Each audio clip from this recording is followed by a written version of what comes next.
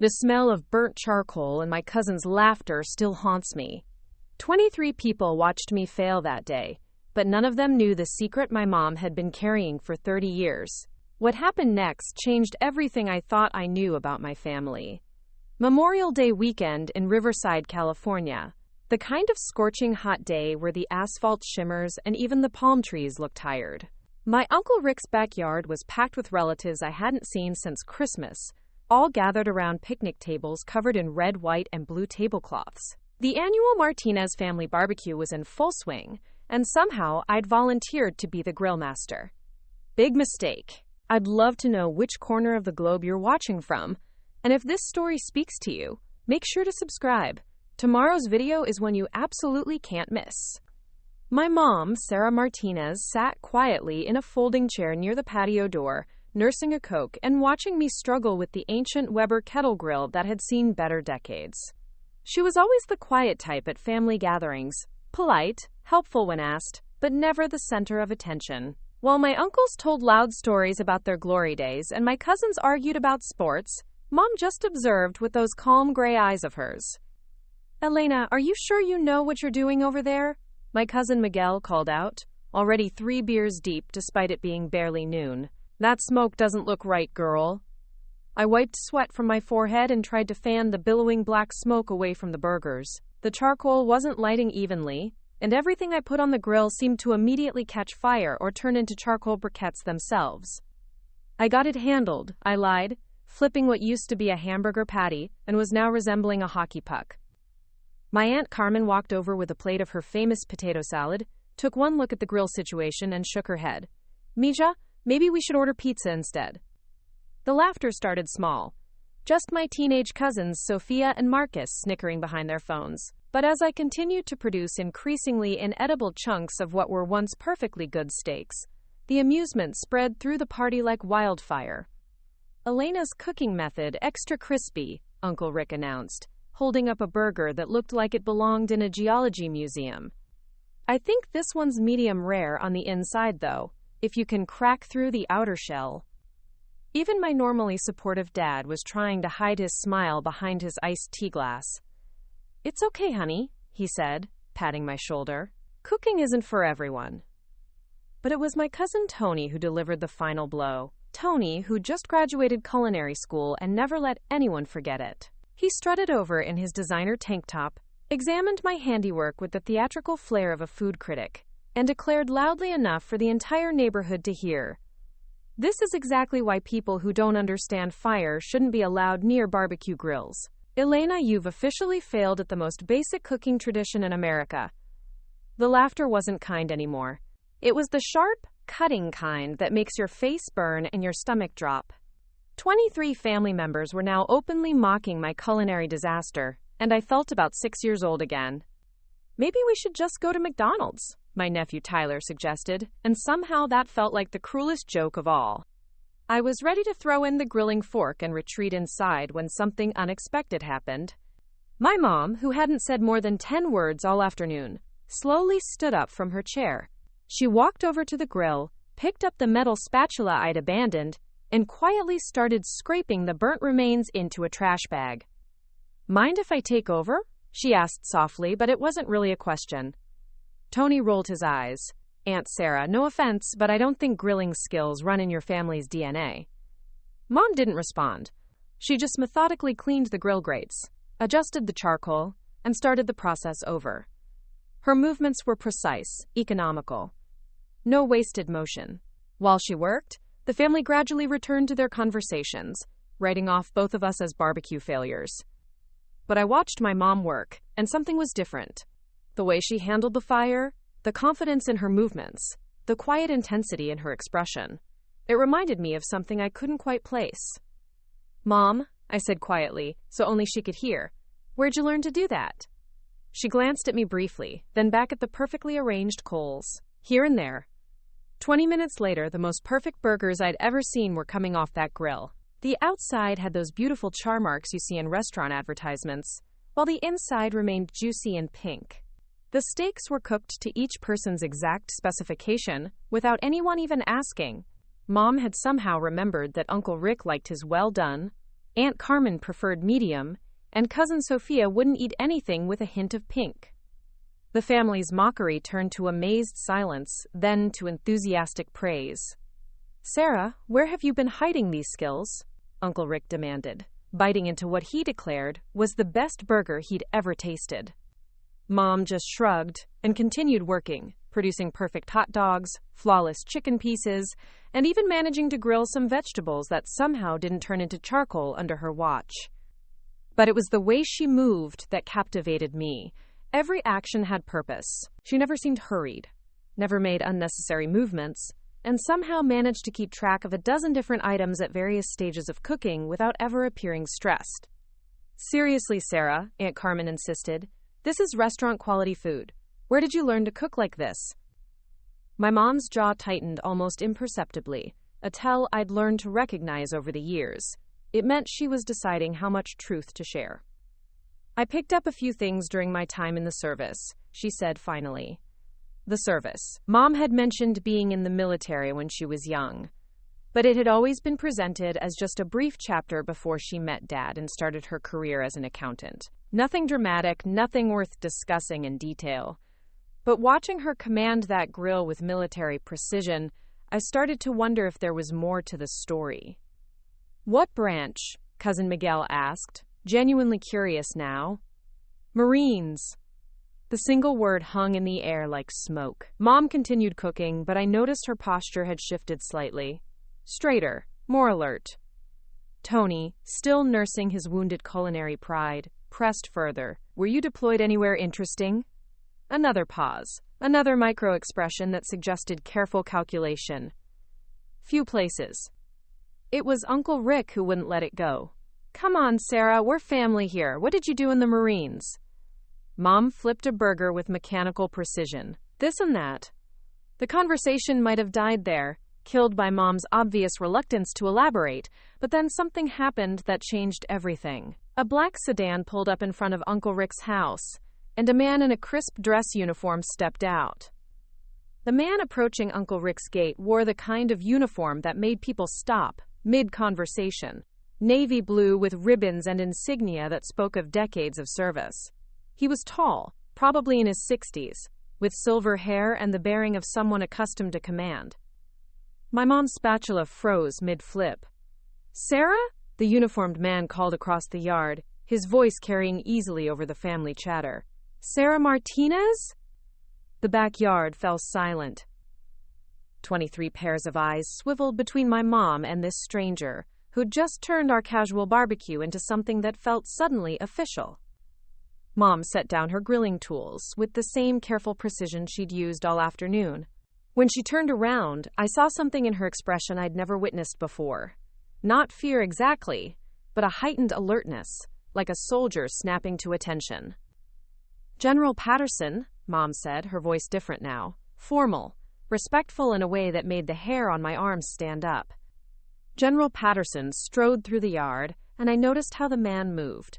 Purposeful, direct, completely comfortable with the attention he was commanding. When he reached my mom, he extended his hand. "It's good to see you, Sarah. You look well." "Thank you, sir. You too." The exchange was polite, but loaded with undercurrents I couldn't decipher. Meanwhile, my family stood frozen like we were watching a movie we didn't understand. "I apologize for interrupting your gathering," General Patterson said, glancing around at our stunned faces. "I was in the area for a ceremony at Camp Pendleton and thought I'd stop by. Your husband mentioned you might be here when I called your house." Dad had talked to this general. When? And why hadn't he mentioned it? "Of course, sir. Would you like something to drink? We have plenty of food." "That's very kind, but I can't stay long." The general's eyes swept over the perfectly grilled burgers and steaks. "Though I see you haven't lost your touch in the field kitchen department." A lot of love and effort went into bringing this story to life. If you're enjoying it, we'd be so grateful if you'd subscribe to our channel. Now, back to where we left off. Field kitchen. The phrase hung in the air like a puzzle piece that didn't fit the picture I had of my mom's military service. Tony, never one to stay quiet for long, stepped forward with his characteristic boldness. "Excuse me, General, but how do you know Aunt Sarah?" General Patterson looked to my mom, clearly deferring to her on how much to reveal. Mom's jaw worked silently for a moment before she gave an almost imperceptible nod. Your aunt and I served together, the general said carefully. Several tours, actually. She was one of the finest soldiers I ever had the privilege to command. Several tours. My mom had never mentioned multiple deployments. In fact, she'd barely mentioned her military service at all, always deflecting questions with vague references to doing her duty and serving her country. Uncle Rick, emboldened by his role as host, pressed forward. What unit were you in, Sarah? You never really told us details. The general glanced at my mom again, and this time I caught a look that passed between them, a silent communication that spoke of shared experiences and classified memories. Specialized reconnaissance, General Patterson said finally. Your sister-in-law was part of a very select group of Marines who handled sensitive operations overseas. Specialized reconnaissance. The words hit me like a physical blow. My quiet accountant mother had been involved in military operations important enough to warrant a visit from a general 30 years later. Mom? I heard myself ask, though I wasn't sure what question I was actually asking.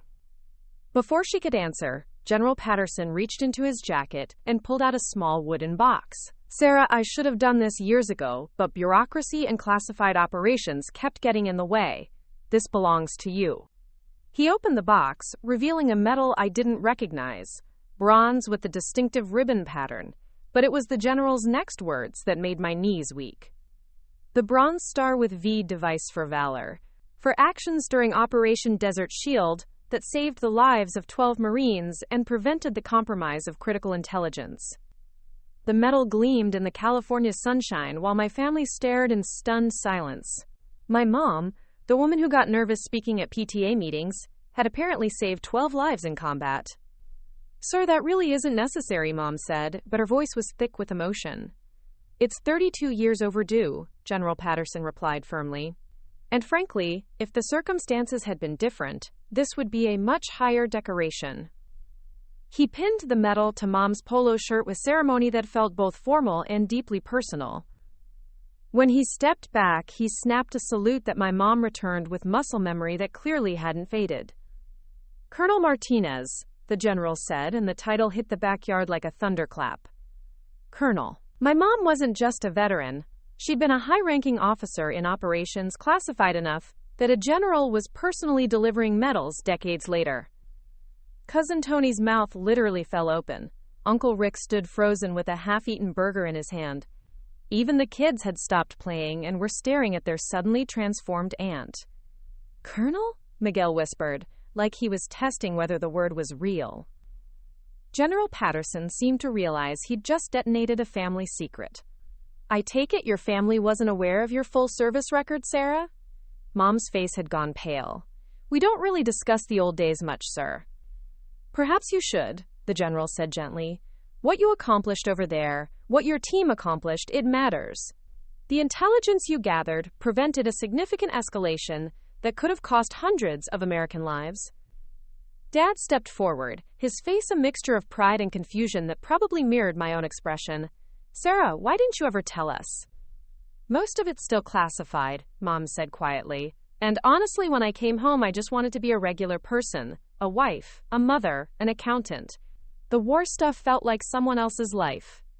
General Patterson nodded with understanding. A lot of the personnel from those operations felt the same way. But Sarah, you should know that your actions during those 3 tours, particularly the reconnaissance mission near Kafji, they're still taught at the War College as examples of exceptional leadership under fire. 3 tours. War College case studies. My mom wasn't just a veteran. She was apparently a military legend who'd chosen to become a suburban accountant and never mention it. The general checked his watch. I really do need to get going, but Sarah, I hope you'll consider what I said about sharing some of these stories. Your family deserves to know the caliber of woman they're related to. He shook Mom's hand one final time, nodded respectfully to the rest of us, and walked back to his sedan. We watched in silence as he drove away, leaving behind a backyard full of people who felt like they'd just learned their quiet relative was secretly Wonder Woman. Mom stood motionless for a long moment, the bronze star gleaming on her chest, before quietly returning to the grill. But everything had changed. The burgers she'd been cooking with such precision suddenly seemed like the least impressive thing she'd done that day. "Mom," I said finally, my voice barely audible over the sizzling meat, "is there anything else we should know?" Mom's hands moved methodically over the grill, but I could see the tremor in her fingers as she flipped the last few pieces of chicken. The Bronze Star caught the afternoon light every time she moved, a constant reminder that everything we thought we knew about Sarah Martinez had just been turned upside down. The silence stretched until Aunt Carmen finally broke it. 32 years, Sarah. 32 years you've been coming to these family gatherings. And not once did you mention you were decorated for saving lives in combat. Mom didn't look up from the grill. It wasn't something that seemed important at barbecues. Not important? Uncle Rick's voice cracked with disbelief. You're a war hero, and you thought it wasn't important enough to mention? I'm an accountant, Mom said firmly, finally meeting her brother-in-law's eyes. That's who I chose to be when I came home. The other stuff, it belonged to a different person at a different time. But Dad wasn't buying it. He walked over and stood directly in front of her, forcing her to look at him. Sarah Martinez, we've been married for 28 years. I watched you give birth to our children. I've seen you wake up from nightmares you claimed were about work stress. All this time, you've been carrying around medals and memories from classified operations, and you never thought to share that with your husband? The hurt in his voice was palpable. Mom's composure finally cracked. David, what was I supposed to say? That I spent 3 years crawling through enemy territory gathering intelligence that got people killed? That I made decisions that haunted me every single day? You fell in love with a woman who wanted to come home and have a normal life, not with some broken soldier carrying around war stories. You think I'm that shallow? Dad's voice rose. You think I couldn't handle knowing that my wife was brave enough to serve her country in ways that mattered? The family watched this intimate confrontation unfold, and I realized we were witnessing something that had probably been building for decades. Tony, perhaps sensing the tension was becoming too personal, tried to lighten the mood. So, Aunt Sarah, does this mean you could have been teaching us military survival skills all these years instead of just doing our taxes? Mom actually smiled at that. Well, I did teach Elena how to tie proper knots for camping trips. Those weren't regular camping knots, I said, suddenly understanding. Were they? Repelling techniques, Mom admitted. Old habits. Miguel laughed, but it was the nervous kind of laughter that comes when reality shifts too quickly. What else have you been secretly teaching us without us knowing? Remember when the power went out during that storm last winter, and Mom somehow had the house organized like a military operation within 20 minutes? My brother Jessica called out from across the yard. He'd been quiet until now, but I could see him mentally cataloging years of small moments that suddenly made sense. Or how she always knows exactly how much food to buy for these gatherings, Aunt Carmen added, like she's calculating rations or something. And the way she packs the car for road trips, Dad said, his anger softening into wonder. Everything has a specific place, maximum efficiency. I always thought you were just really organized. Mom turned off the grill and began cleaning it with the same methodical precision she'd used for everything else. Logistics training. Once you learn to pack equipment for a 12-person reconnaissance team operating behind enemy lines for 3 weeks, packing a Honda Civic for a weekend trip to San Diego becomes pretty straightforward. The casual way she said it, 12-person reconnaissance team, behind enemy lines, made my head spin. This wasn't just military service. This was elite, dangerous, specialized work that most people only saw in movies. Mom, I said carefully, when General Patterson mentioned Operation Desert Shield, what exactly did you do over there? Mom finished cleaning the grill grates and closed the lid before answering. When she finally spoke, her voice carried a weight I'd never heard before. My team was tasked with gathering intelligence on Iraqi troop movements and communications. We'd go deep into occupied territory, sometimes for weeks at a time, sending back information that helped command plan strategic operations. That sounds incredibly dangerous, Jessica said softly. It was. We lost good people, Mom's jaw tightened. But the alternative was sending in larger forces blind, which would have cost a lot more lives. Uncle Rick, who'd served briefly in the National Guard during peacetime, shook his head in amazement. Sarah, that's not regular military service. That's special operations level stuff. Force reconnaissance, Mom confirmed. Marine Corps version of Special Operations, though we didn't call it that back then. The words hung in the afternoon air like smoke. Force reconnaissance. I'd heard the term before, usually in the context of the most elite Marines, the ones who underwent training that broke most candidates. Cousin Sophia, who'd been recording everything on her phone like the Gen Z documentarian she was, finally spoke up. Grandma Rodriguez always said you were different when you came back from the war, but she never said why. Mom's expression softened at the mention of Dad's mother, who'd passed away 5 years earlier. Your grandmother was a smart woman. She knew I'd seen things that changed me, and she never pushed for details. She just accepted that I needed time to figure out how to be a regular person again. But you never really told her either? Dad asked. Some things are better left buried, David. Your mother understood that. What about us? I found myself asking. Your children? Don't we have a right to know who our mother really is? Mom looked at me for a long moment, and I saw her wrestling with something internal. Finally, she pulled out her wallet and extracted a worn photograph I'd never seen before. It showed 12 people in desert camouflage, armed and serious, standing in front of what looked like military vehicles.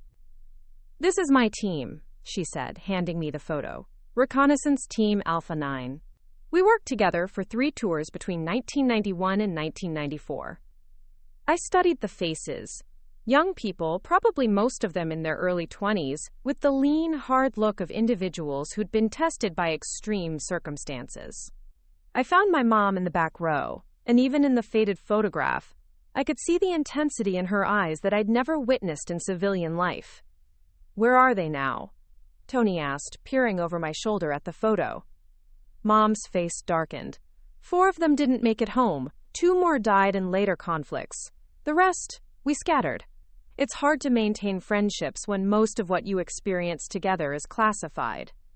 The weight of that revelation settled over the backyard like a blanket. My mom hadn't just served her country.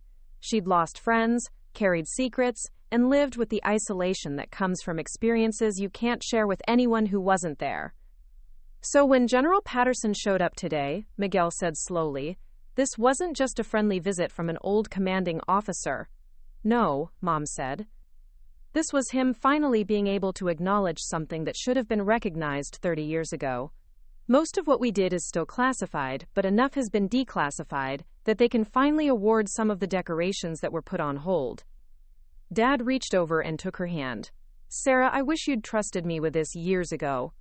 I wanted to protect you from it, she said simply. All of you. When I came home, I wanted to build a life that had nothing to do with war, or death, or classified operations. I wanted to be the woman who grills burgers at family barbecues and helps her kids with their homework. You are that woman, I said, understanding finally dawning. But you're also the other woman. And maybe we needed to know about both. The afternoon sun was starting to cast longer shadows across Uncle Rick's backyard when my phone buzzed with a text message. I glanced at it and froze. Mom, I said, my voice tight with concern. There's a news van pulling up outside. Everyone turned to look through the front windows of the house. Sure enough, a white van with Channel 7 News emblazoned on its side was parked across the street. How did they? Dad started to ask, but I held up my phone with a guilty expression. I may have posted some of this on my Instagram story, I admitted sheepishly. I tagged it with #HiddenHero and #VeteranRecognition. It's gotten like 3,000 views in the last hour. Mom's face went pale. Elena, you need to delete that, now. Why? This is amazing. You're a war hero, and people should know. No. Mom's voice carried a command authority I'd never heard before. You don't understand. Some of the operations I was involved in, there are people who might not want those stories becoming public. The seriousness in her tone cut through my social media enthusiasm like a knife. I immediately started tapping my phone screen. It's too late, I said, panic creeping into my voice. People have already screenshot it and shared it. There are comments from people saying they're going to share it with news outlets because stories like this need to be told. Uncle Rick peeked through his blinds. There's a reporter getting out. She's got a cameraman with her. Mom ran her hands through her hair, and for the first time all day she looked genuinely distressed. This is exactly what I was trying to avoid. Sarah, Dad said softly, maybe it's time to stop avoiding it. Before she could respond, the doorbell rang. Uncle Rick looked at Mom questioningly. I'll handle this, Mom said, her posture straightening into what I now recognized as her military bearing. Everyone else, please just let me do the talking. She walked through the house to the front door, and we all crowded near the windows to watch. The reporter was a young woman with perfectly styled blonde hair and the kind of bright smile that seemed engineered for television. Miss Martinez? I'm Jennifer Walsh from Channel 7 News. We received a tip about a decorated veteran being honored today, and we'd love to speak with you about your service. Through the window, we could see Mom's entire body language shift. Her shoulders squared, her chin lifted slightly, and when she spoke, her voice carried across the yard with clarity and authority. I appreciate your interest, Ms. Walsh, but I'm not interested in being interviewed about my military service. Ma'am, with respect, stories like yours inspire people. A Force Reconnaissance Marine who served multiple tours in classified operations and was decorated for valor. The public deserves to hear about heroes like you. Mom's jaw tightened. How did you know about Force Recon? Our research team is very thorough, ma'am. We've already spoken with retired General Patterson, who had nothing but praise for your service during Operation Desert Shield. I saw Mom's hands clench into fists. General Patterson had talked to the media? That seemed unlikely, given how careful he'd been about classified information. I think you're mistaken, Mom said carefully. General Patterson wouldn't discuss classified operations with reporters. Quote. Jennifer Walsh smiled triumphantly and held up her phone. Actually, ma'am, we have him on record praising your actions during the Kafchi reconnaissance mission. He specifically mentioned how you saved 12 Marines and prevented a significant intelligence breach. Something was wrong. I could see it in Mom's posture, the way her head tilted slightly as if she was processing information that didn't match her expectations. When did you speak with General Patterson? Mom asked. About an hour ago. He was very forthcoming about your heroic actions. Mom pulled out her own phone and quickly dialed a number. We could hear her speaking in low, urgent tones, but couldn't make out the words. After a brief conversation, she hung up, and her expression had changed completely. Ms. Walsh, she said, her voice now carrying a dangerous edge. I just spoke with General Patterson. He's been in meetings at Camp Pendleton all afternoon and hasn't talked to any reporters. The reporter's smile faltered slightly. I'm sorry, ma'am, but I have to respectfully disagree. Our source was very reliable. Your source wasn't General Patterson, so who was it? Now we were all pressed against the windows, sensing that this conversation had taken an unexpected turn. Jennifer Walsh exchanged a look with her cameraman, and I noticed him quietly adjusting his equipment.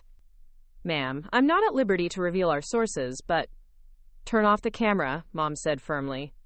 We're not currently recording, ma'am. We always ask permission before...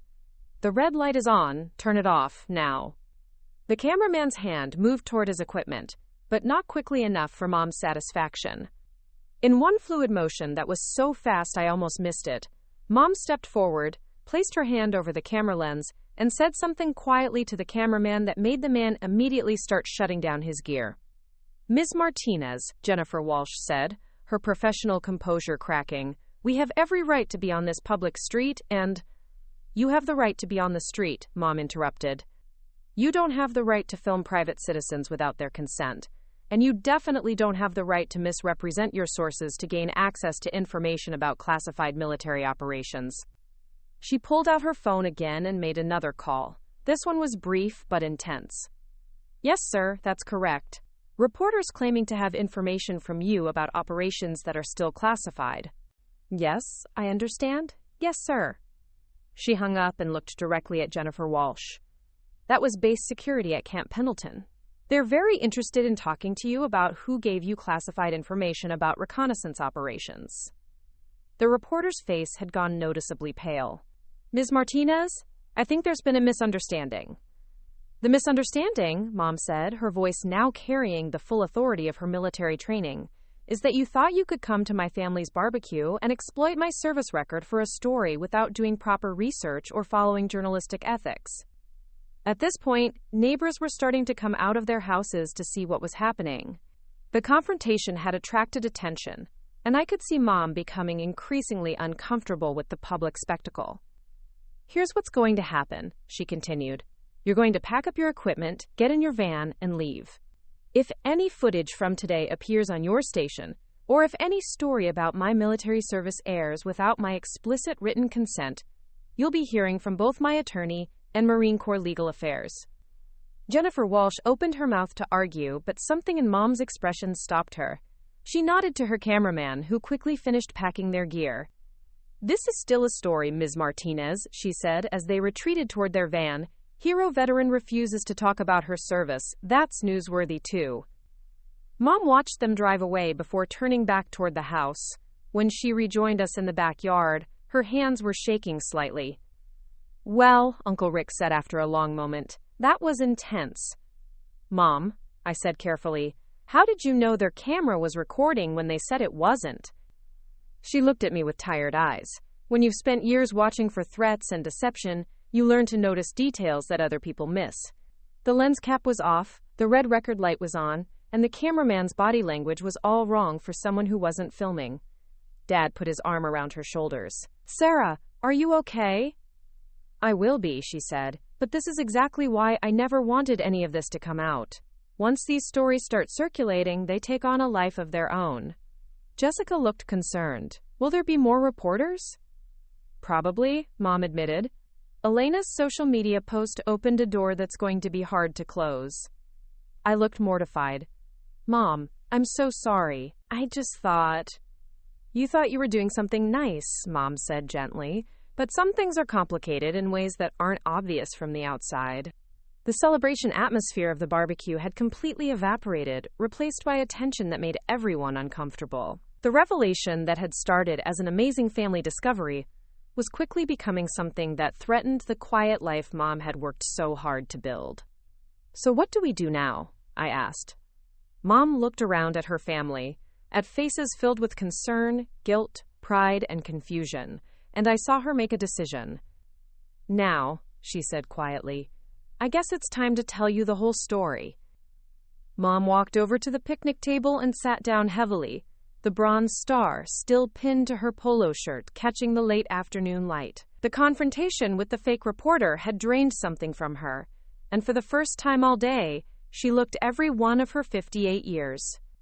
"The whole story," she repeated quietly, almost to herself. "I'm not sure you're ready for the whole story."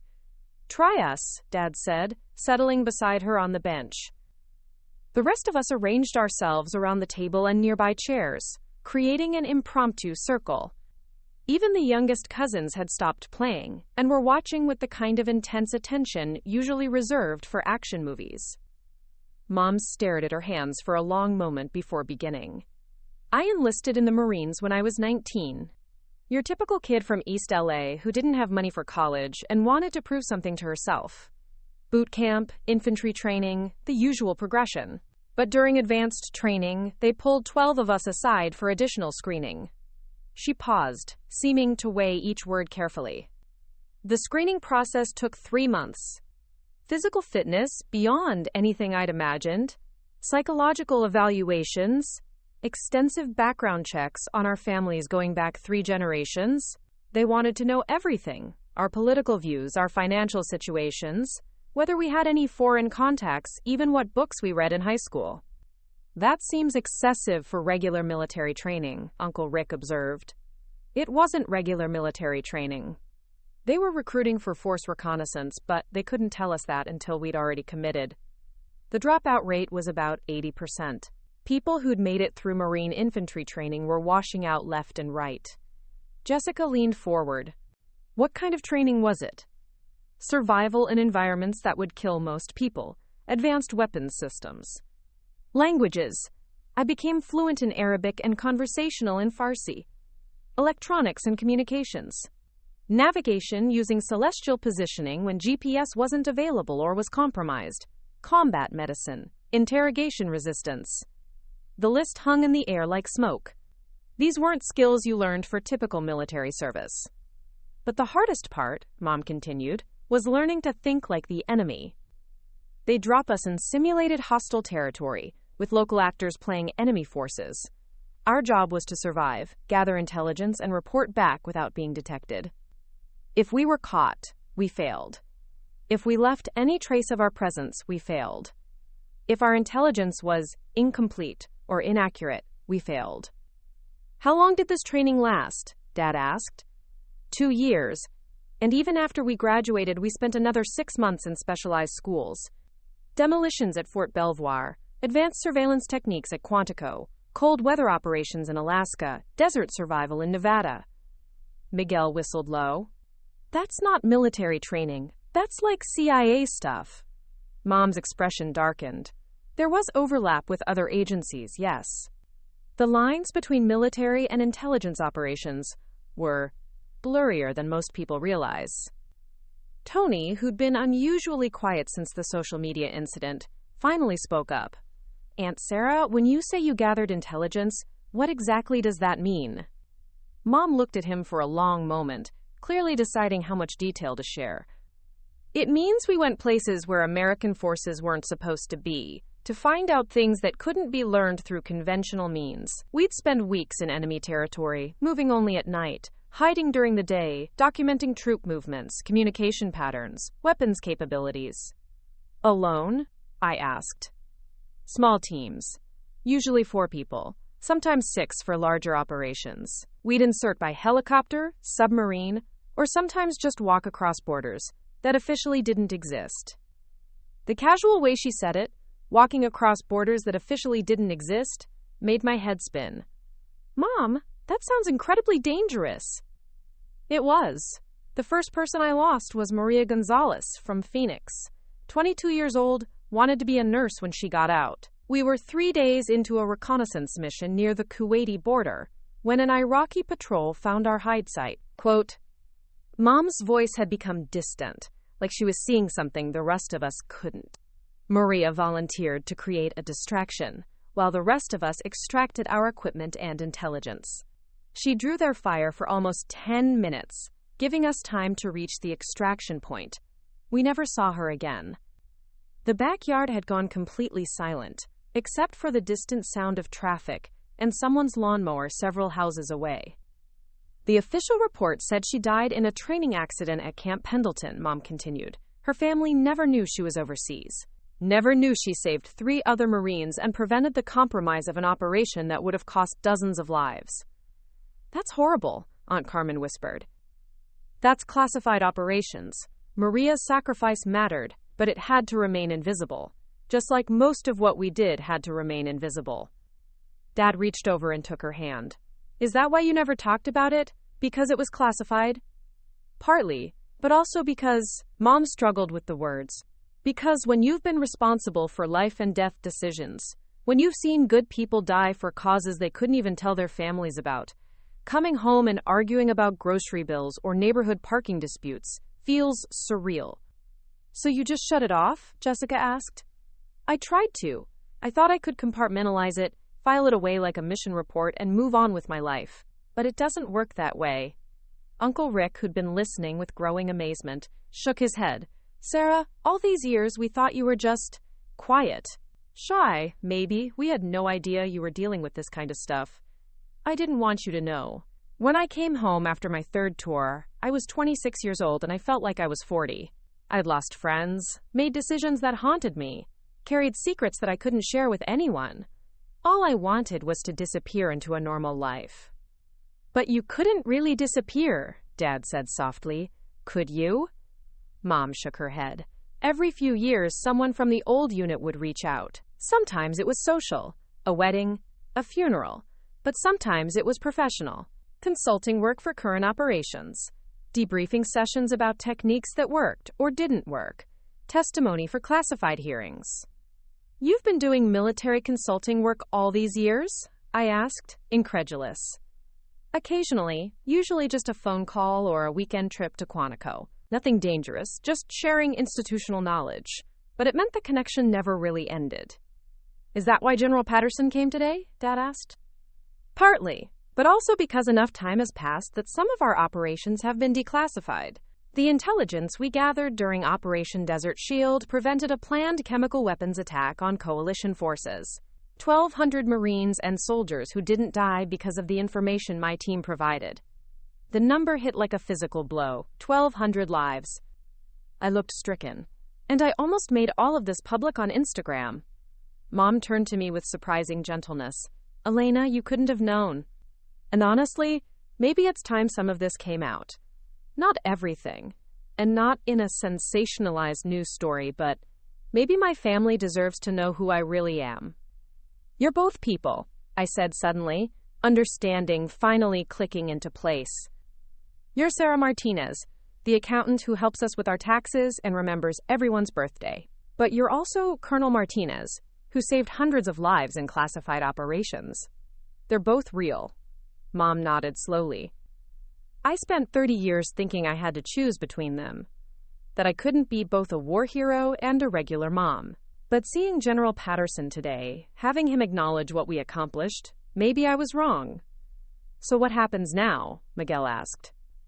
Mom looked around the circle of family faces, some shocked, some proud, all of them looking at her with new understanding. Now I figure out how to integrate both versions of myself, and maybe, if you're interested, I tell you some stories that aren't classified anymore. The sun was beginning to set over Uncle Rick's backyard, casting everything in golden light. The barbecue that had started with my epic grilling failure had transformed into something none of us could have imagined. I'd like to hear those stories, I said. We all would, Dad added, speaking for the entire family. Mom smiled, really smiled, for the first time since General Patterson had arrived. All right then, but first, let me call your father's sister and tell her she might want to come over. David, your sister was married to one of my team members for 8 years. She never knew it, but Rebecca Chen from her second marriage? She was my communications specialist during the Kuwait operation. The revelations just kept coming. The phone call to Aunt Patricia lasted exactly 3 minutes and 47 seconds. I know because I was watching the timer on my phone, mesmerized by how Mom's voice had transformed yet again. This wasn't the gentle tone she used with family or the commanding authority she'd shown with the reporter.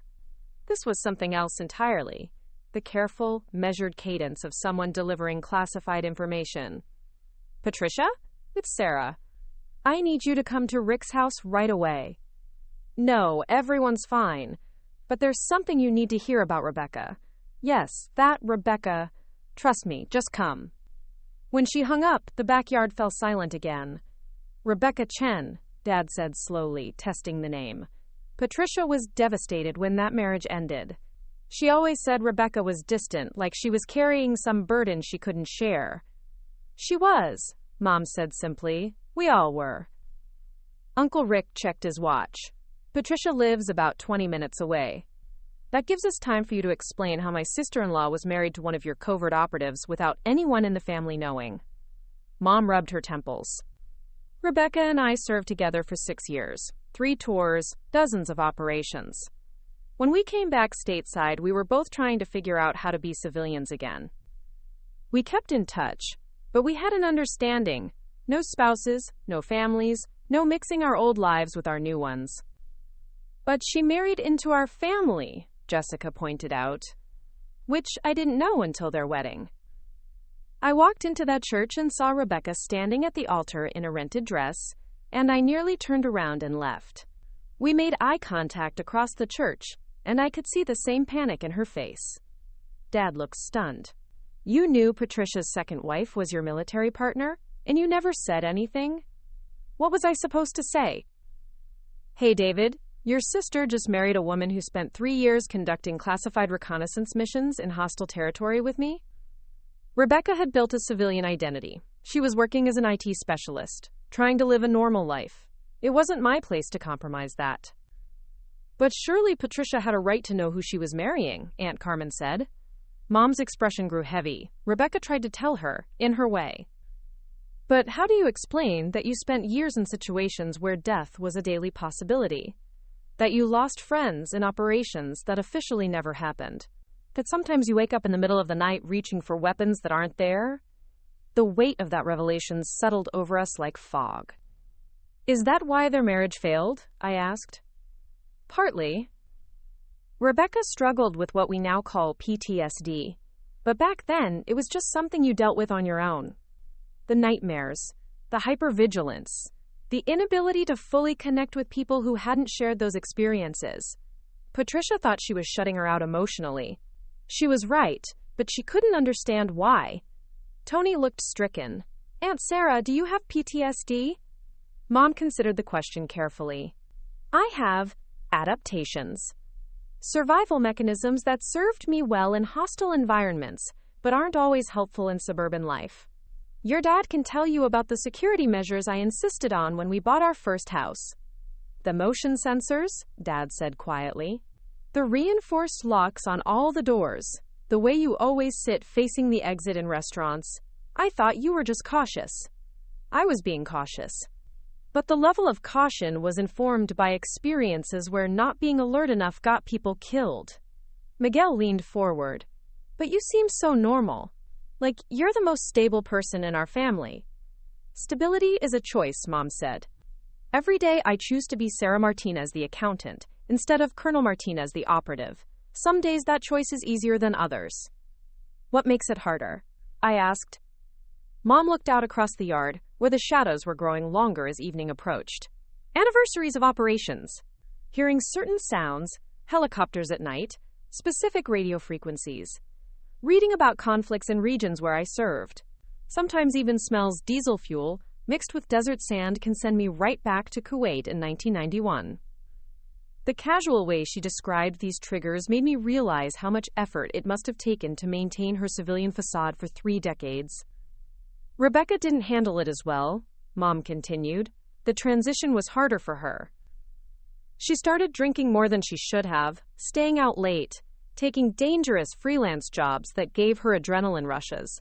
Patricia tried to help, but she was fighting an enemy she couldn't see or understand. Where is Rebecca now? Jessica asked. Mom's face darkened. She died 7 years ago. Car accident, but... She shrugged. Let's just say she'd been making increasingly reckless choices for a while. Quote, the implications hung in the air unspoken. We all understood what Mom wasn't saying directly. Does Patricia know? Dad asked.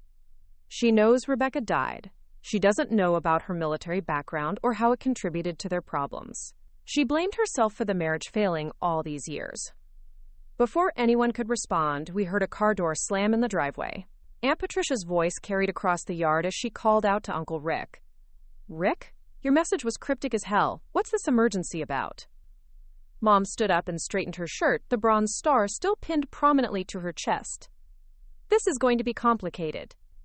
Patricia came through the back gate carrying a bottle of wine and wearing the kind of casual sundress that suggested she'd been enjoying a quiet evening at home. She was Dad's younger sister, 53 years old, with the kind of vibrant energy that made her popular at family gatherings. Okay, what's the family drama this time? She said with a smile, then stopped short when she saw the assembled group and Mom's formal posture. Why does everyone look like someone died? Patricia, Mom said gently, we need to talk about Rebecca. Her face immediately closed off. After 7 years, the mention of her deceased ex-wife still triggered a defensive response. Sarah, I appreciate the family support, but I've moved on from that chapter of my life. I know you have, but there are things about Rebecca that you never knew. Things that might help explain why your marriage struggled. Patricia looked around the circle of serious faces, clearly sensing that this wasn't a typical family intervention. What kind of things? Mom pulled out her wallet and extracted the same team photograph she'd shown us earlier. Rebecca was one of these people. Patricia took the photo with trembling hands, scanning the faces until she found one that made her gasp. That's her, she whispered. But she's in military uniform. Rebecca told me she did basic training and got discharged early for a knee injury. Rebecca served with me for 6 years in classified operations, Mom said carefully. Force reconnaissance. We were partners in some of the most dangerous missions the Marine Corps conducted during the Gulf War era. Patricia sank into a nearby chair, still staring at the photograph. That's impossible. Rebecca was an IT specialist. She fixed computers and networks.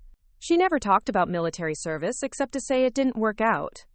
Because she couldn't talk about it, Mom explained. Most of what we did was classified at levels that prevented us from discussing it with anyone, including spouses. You mean she was lying to me for 8 years? She was protecting you, Mom said firmly, and protecting national security. The operations we conducted saved hundreds of lives, but they came at a personal cost that most people can't understand. Patricia looked up from the photograph with tears in her eyes. The nightmares, the way she'd disappear for hours without explanation, the times I'd wake up and find her standing by the windows, just watching the street like she was expecting trouble. Classic symptoms of someone trying to transition from high-stress military operations to civilian life, Mom confirmed. And you knew this whole time? You watched me struggle with a marriage I didn't understand, watched me blame myself when it fell apart, and you never said anything?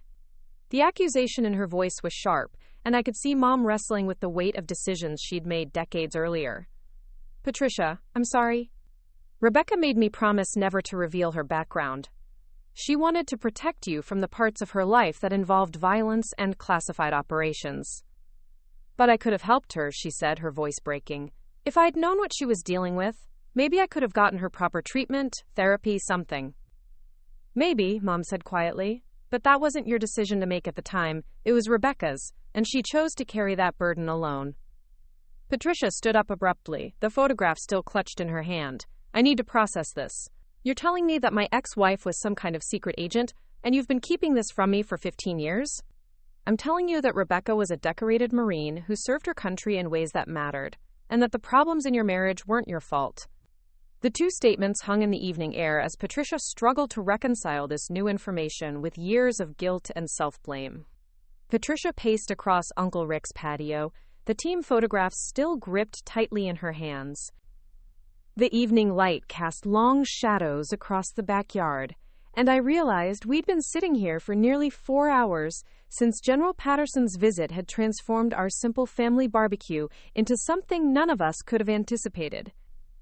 15 years, she said finally, turning to face Mom with an expression that mixed anger and profound sadness.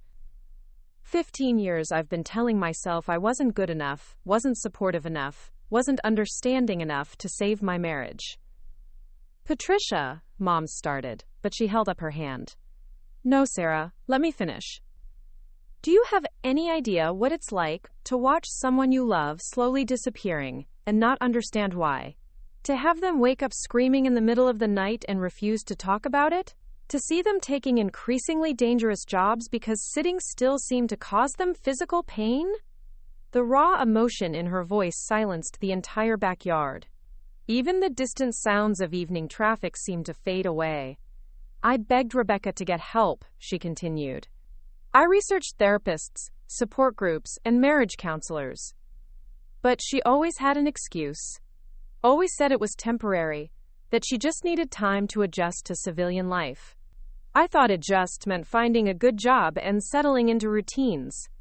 She was adjusting, Mom said quietly.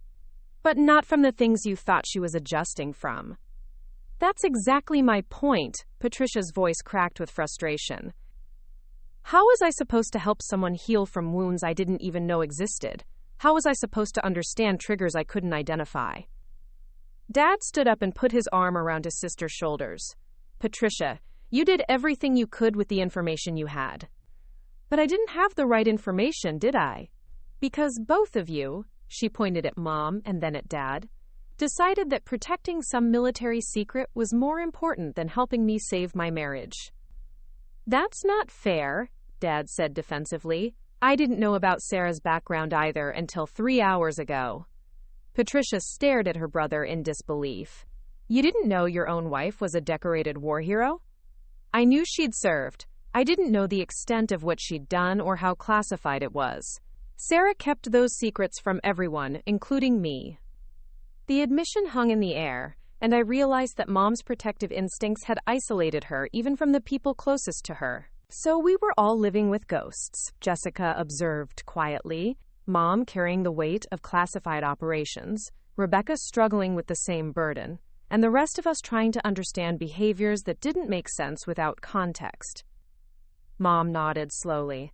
That's probably the most accurate assessment anyone's made all day. Uncle Rick, who'd been uncharacteristically quiet during Patricia's confrontation, finally spoke up.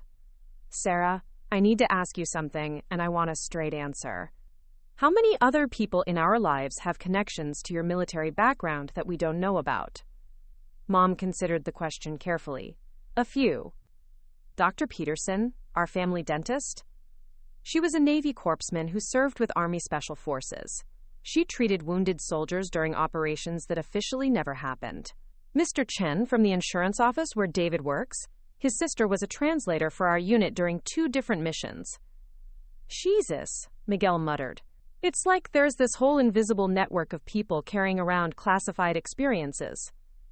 More than you'd think, Mom confirmed.